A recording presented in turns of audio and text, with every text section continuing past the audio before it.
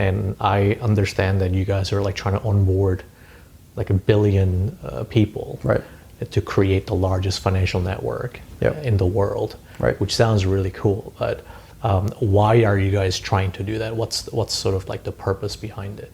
When we started, Yeah. which was now roughly 4.5, well, like almost 5 years, I guess, Sam had the idea for the company at the back of his mind, I think, for a couple of years longer than that. But the initial motivation, I think there was two big pieces to it. One was this idea that the progress of AI will continue to accelerate. AGI will happen probably in the coming decades, which back then was a very crazy statement. Like now it sounds like a very normal thing to say, and we just casually talk about the fact that we might have AGI systems or ASI systems, but 5 years ago that was a very out there opinion. Right. But in any case, Sam had high conviction that that will happen. So the question was, what kind of infrastructure will we need for the world? Like what kind of digital infrastructure do we think we will need at a global scale? Yeah. And so that's why the company is called Tools for Humanity. Very simple and descriptive name. Yeah. and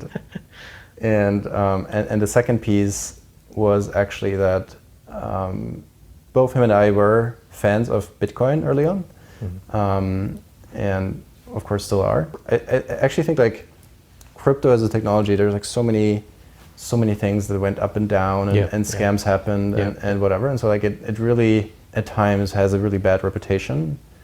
But the underlying premise, I think, is an incredibly important one. Is like, how can we build kind of truly accessible, decentralized technology that has all of those important properties that comes with that.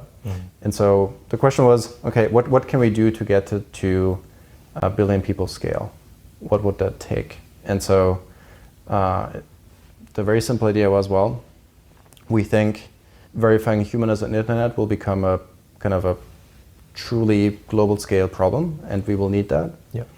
And if we were to successfully launch a digital currency by giving ownership in it to every human, and use such a proof of personhood system to make sure that that incentive mechanism doesn't get scammed by bots, etc., then those two things together can create a strong feedback loop and really scale quite large. And as the network gets larger and larger, more and more use cases will become interesting and will start to happen. So kind of at the core of it was really, we have this company valued at scale first. So everything was about the scale of the network and scale of the people actually using the systems, because both proof of personhood and all kinds of financial transactions require large scale. So we were obsessed with that. So to be clear, the existing solutions like Bitcoin or any other sort of like a protocol technology, they are not able to go that far in achieving that type of objective. So it's just a very different thing. I mean, Bitcoin is incredibly important, but I think at this point approximating it is a store of value. It is a non-governmental store of value. Yep. And that is a very important thing to have. But what we really care about is rolling out proof of personhood on kind of global scale. So it's the first time we can actually verify that I'm a unique human to all kinds of services online without revealing who I actually am. So you stay completely private. It's non-governmental, so you don't leak any information to anyone.